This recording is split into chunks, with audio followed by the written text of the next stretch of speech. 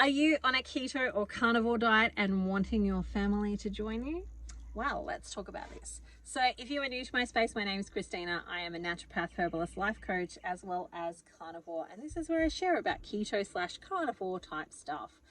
So today, one of the questions that I get asked all the time, or one of the things that tends to come up in my group coaching and so on, is how do we get family on board? Like, I know that they could benefit from this. I know that this would be the thing that would help them create the results that, they're after. And we love them, right? We love our family. We care for them. We want them to be healthy and well. We want them to feel energetic, not have severe period pains, not have, the health issues that they actually might currently be experiencing. So it's coming from a really beautiful place that we want them to be healthy and well.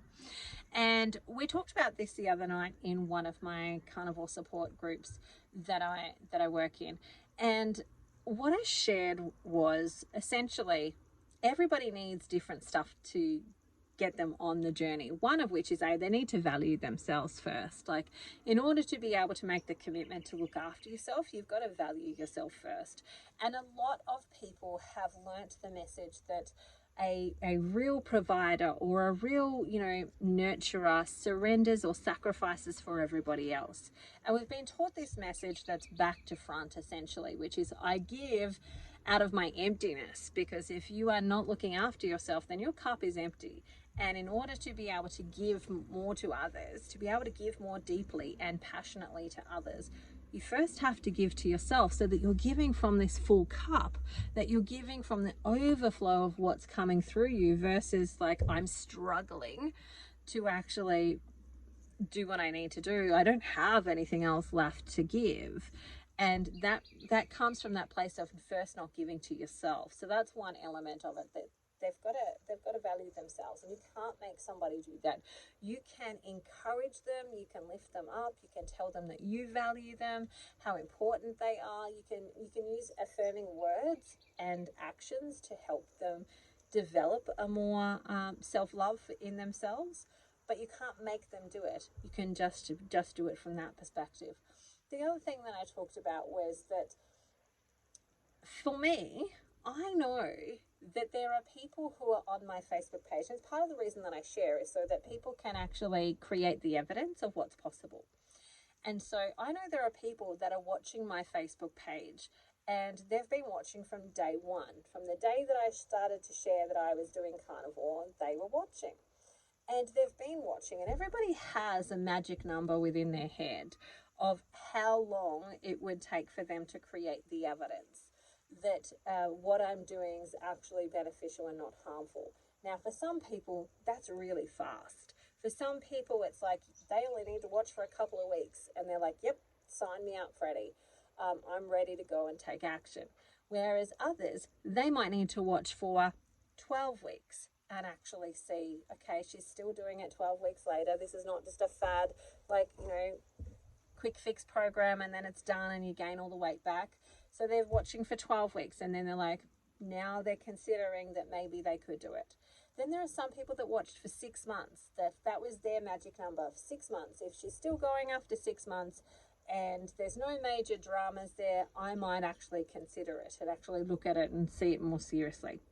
Then there are some people where it's the 12-month mark, where they've watched me for a whole year take this journey, and they start to get a little bit jealous of the results that I've created over the last 12 months, because well, I could have been 12 months in if I joined at the start. And whatever the number is, it can be different for everybody. And so, and remember, if you are someone who your partner or your family has watched you do lots of different dietary protocols, so let's say you've done HCG, let's say you've done light and easy, let's say they watched you do Weight Watchers or Jenny Craig or the myriad of other things that are actually out there. They've watched you do those things, and you go really great for a while, but then you fall off the bandwagon, and then you stop doing it and it stops working, or there's some issue there for you. They've watched you do those things, and so they've created in their mind the evidence that, oh, it's just another thing that she's going to do. It's just another thing that they're doing.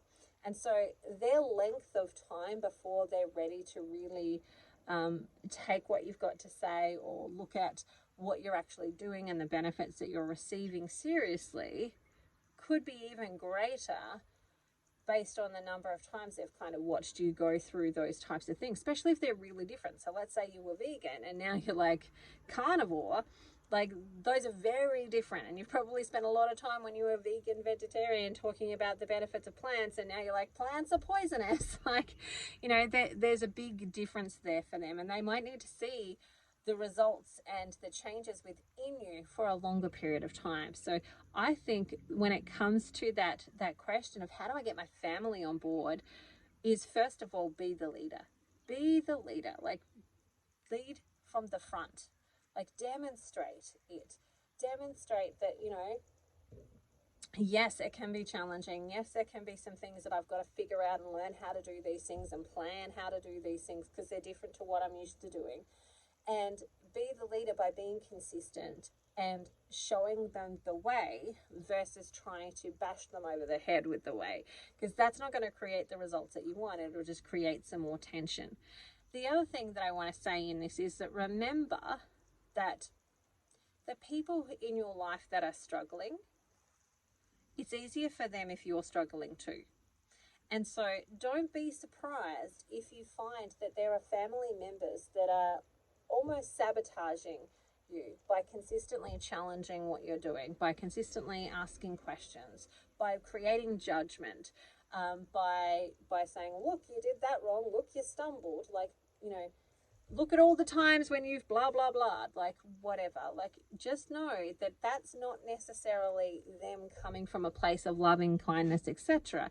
It's coming from that if you move out of your stuckness, if you move out of your brokenness or your challenges, it kind of challenges them that they maybe should be, could be, must take some action themselves. And so it's easier if I get you to stop taking your action and so then I can say, look, it didn't work. See, you fell off the wagon. Like, it's easier for me to create that action than actually go, am I doing something that's not beneficial to me? Could I be doing something that was better beneficial to me? And take the steps to change. Like, that's a lot more work. It's a lot more work to change where you're currently at than it is to just criticize somebody for doing something that they're doing currently. And so from that perspective, you as the person who's trying to lead somebody else to health, you have to be willing to let go of that. You have to recognize, no, that's just them. That is just them trying to protect themselves. It's a protective safety mechanism that they're actually using for themselves. I'm seeing it for what it is, and I'm just being curious. I'm just going to be curious about what's coming up for them when they see me do these things versus being judgmental of them and feeling like they're not supporting me and so on, because somebody has to give, and you want to be able to go to a support group outside of your family structure when they're not able to support you in that way, so that you can get the support and have that be the support, so that you're not turning to them wanting the support and encouragement that they yet can't give you. They can't yet give it to you because they're still in the fight of like resistance of creating the change. And so you need to be looking for that support outside, and that's where, you know, your Facebook groups can be really helpful. That's where your, you know, Twitter groups and all the other stuff can be really helpful. It's where jumping into an actual group like my carnivore support group or the Quest can be really helpful, because you're surrounded and supported by a group of people who are going on the same journey. And it's not to create a divide between you and your family. It's to go, they can't give me what I need right now, and I want to be able to lead them. So I get what I need from places where I can receive what I need, so that I can give out of my overflow to other people and lead by example versus be stuck in this cycle of, you know, torment, essentially, where you're trying to get from somebody something that they can't yet give you. And so, you know, when it comes to family and leading people in this way of life, the first thing is to be understand that you can't make people value themselves, and being the leader is the best thing that you can actually do. Like, if you can lead that there's another way, you can lead and demonstrate that it's full of love, joy, and compassion. then they're more open to being able to receive those things. And so try not to push it down other people's throats. Connecting with people who can share your ideas and your thoughts and where you're at with all of this, and you can, connect and get that support from that space. But also, be curious about your family and your loved ones. Like, come at a place of curiosity versus a place of judgment, because judgment doesn't lead anyone anywhere. You want to come with curiosity, like, that's really interesting that you see it that way. It's really interesting that you perceive it that way. Here's how I perceive it. I can understand how you got to that place. Yes, I can see that. I don't necessarily agree that that's actually completely accurate, but I can see how you got there. And it's interesting that you got there. And have conversations that are around that where you're being deeply curious versus judgmental. And that's easier to do if you are filling up your cup of being able to talk about this stuff with people who think the same things in another space, where you're not trying to fill up that cup with your family member that's not yet in the same place as you and thinking on the same pathway as you and on the same line, and even in the same space of like valuing self as much yet. Like, you need to like remove that need for having them fill up your cup, because they just can't do it just right now, or they can't do it in that specific way. They might be able to fill your cup up in other ways and receive what you can receive there. But when you remove that expectation that they're going to encourage you, lift you up, fill you up, help you eat the way that you need to eat, when you remove those expectations there, you create more freedom to be able to be curious and judgment free, and being able to see, why aren't they taking the actions yet? Could there be some messaging there? Is there some stuff there that needs to be sorted and shifted? Could you, heal some of those emotional wounds by talking through them with them so that they can become more ready to be able to look at these types of things and do this type of work? Be the example that you want to see, really. Be the example that you want to see. All right, that is it for me today. I hope you have the most amazing day ever. I look forward to talking to you again soon. Please leave me a comment. Remember to like and subscribe. And if there's anything you'd like me to touch on, drop it below and I will work on it. Bye for now. See you later. Have an amazing day.